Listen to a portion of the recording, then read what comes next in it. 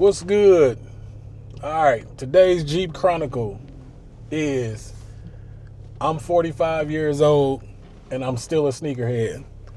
Some people can get with that, a lot of people can't. But it just surprises me, you know what I'm saying? And it like stuns me that me still collecting sneakers at 45 bothers some people or people see a problem with that. I say that to say this. What does me doing what I do affect your life in any kind of way? It really doesn't.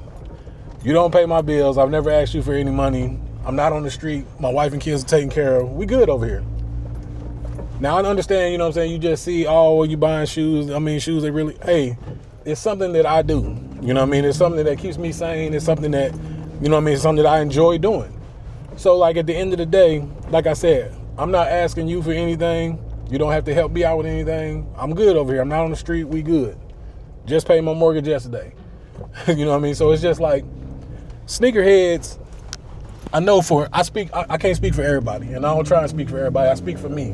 I could probably speak for a few people that's in my age bracket because, you know, I understand, you know, the whole, you know, mystique or whatever, why people look at sneakerheads differently or whatever. And I hate to be cliche, and I hate to say stuff that you probably heard before, something that, you know what I mean, that you're not going to really agree with. But me buying sneakers at my age still, I'm still healing my inner child. Now, I'm not saying that my mom, you know what I'm saying, mom's held it down for me, you know, she would go to now my mom would go to the mall for me and actually buy my kicks and bring them to school to me. You know what I mean? So I'm not saying like moms didn't, you know, do for me, and I'm not playing that role like, you know, oh my God, my mama didn't. Nah, I'm not doing that. So, but what I'm saying is there was a lot of kicks that I wanted that I didn't get. But now that I have adult money, I have, you know what I'm saying, grown up people money, I can get whatever I want, you know what I'm saying, within reason. I'm not stupid. I'm not going out here and spending my last on kicks. Wifey know that. She kind of give me the look sometime, you know what I'm saying, when a pair come in, then another pair come in, then a hoodie come in, you know what I mean? She kind of give me them looks, but she knows that I'm very, very, very calculated with my sneaker pickups.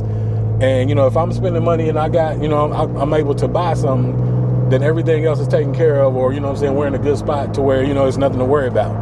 I'm never, ever, ever going to put my family in jeopardy, you know what I'm saying, just to get a pair of shoes. But, you know, a lot of people look at like, oh, well, you ain't got your life together. You out here spending all this money on shoes. You doing this, you doing that.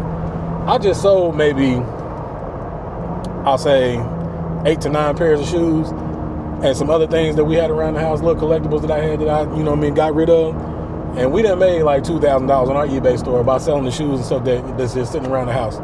I got kicks that I ain't wore in 5+ years. I just shipped a pair out today that I sold last night. You know what I mean? That I sold for $170. Like I said, I ain't wore that shoe in over 5 years, and I bought the shoe in 2014, and I just sold it for $170. So, you know what I mean? Don't look at kicks just like you buying a pair of shoes and that's it. You know what I mean? Because you look at the people that, you know, own shoes like that. They buy shoes for function. They got a pair to run in, a pair to do this, a pair to do that. You know what I mean? Every shoe has a function. I'm buying kicks because I like them, and I like, you know, different colorways. I like different models, different silhouettes. Hell, LeBron's on 23, and I have one of every model. I think I got one of every model, 1 through 23. You know what I mean? I like LeBron's line. I like, you know, the colorways he comes out with. It's a hobby. It's something, you know what I mean? I've made tons and tons and tons of friends collecting shoes.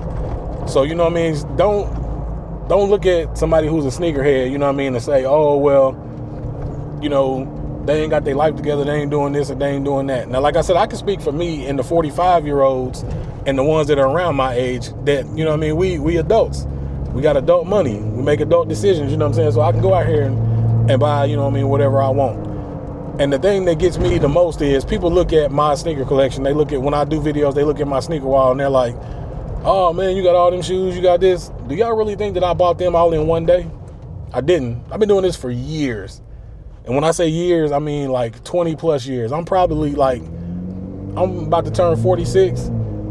I think I'm about to hit my 30-year anniversary because I started working at Foot Locker at 16. So I'm about to hit my 30-year anniversary in sneakers, you know what I'm saying? So this is just something that I've been doing, you can say, my entire life. So, I mean, it's a hobby. It's fun. It's something I like. Like I said, it for lack of other words, keeps me out of trouble. And like I said, I met some great people, you know what I'm saying, collecting sneakers. Now, the new age is wild. So my homie Cam posted a picture today of a camp out, and I was reading the comments, and people were like, you got to be dumb as hell to sit in line for a pair of shoes. But when you look at it, it's not just a pair of shoes. Like, people don't understand the hobby of collecting sneakers. It's just like collecting stamps. It's like people collect Beanie Babies. It's like people, whatever you do, just do it. But it always it gets frowned upon because it's somebody that you either know, and I don't want to be cliche, and I don't want to say it's because you're black. I know that's what everybody was thinking I'm going down that road, because I know a whole lot of white sneakerheads, or Asians, whatever, Hispanic. Sneakerheads come in every race, creed, color, whatever you could think of. It's just somebody who, loves sneakers.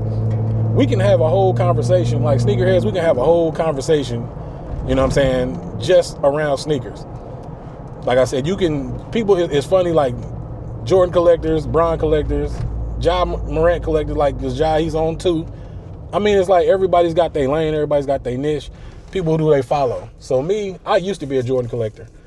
Videos in the past, it was kind of like, I put that out there on why I stopped collecting Jordans, on what happened with my last Jordan collection. I was 100 and some pairs in, lost them all, didn't want to buy them again. That's when I transitioned into LeBrons. So I'm 188 pairs of just LeBrons in, and probably another 100 pairs of everything else.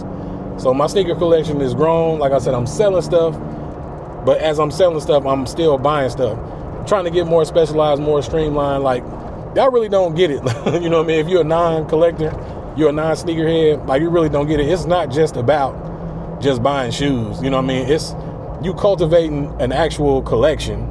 You buying pieces that make sense, for you and what you collect and what you do, your style, everything. Like, you're basically curating a collection that's no different than anything that's in the Smithsonian or any kind of museum. I don't like to call my collection a museum because I like to wear all of my stuff, and most of the stuff that I'm getting rid of is stuff that I don't wear.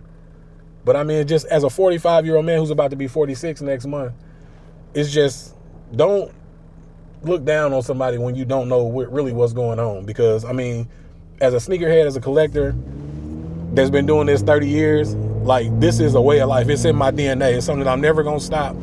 I'm probably going to be that 75, 80-year-old man that's got a fresh pair of kicks on. When I eventually do get grandkids, all my grandkids' friends are going to be like, man, yo, Papa, fresh. Because I'm always going to have a pair, on something. I'm putting something on. And, like, the new age, I really, like, they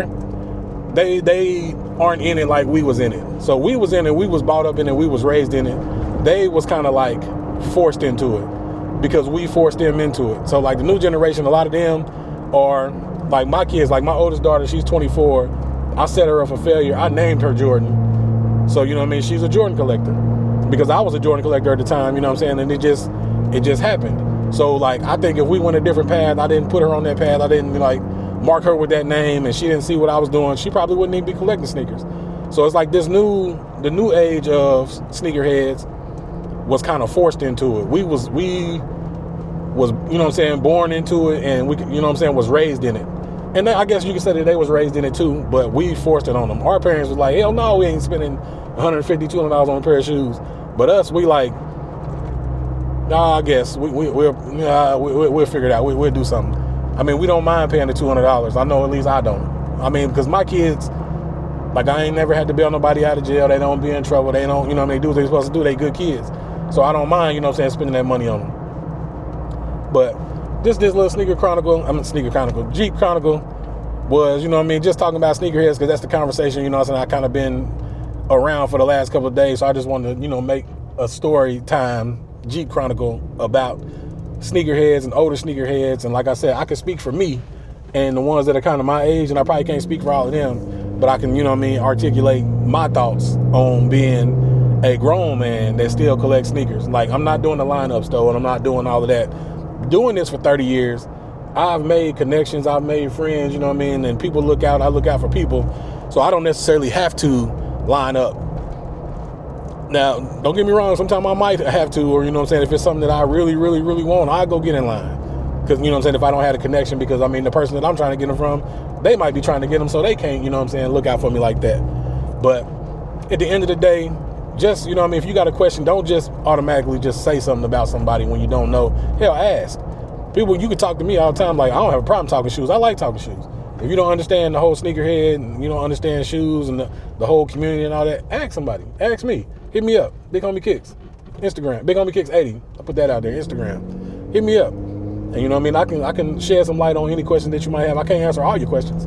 But you know what I'm saying? I can give you a little insight on kind of why we do this. And it's not just to have a bunch of shoes.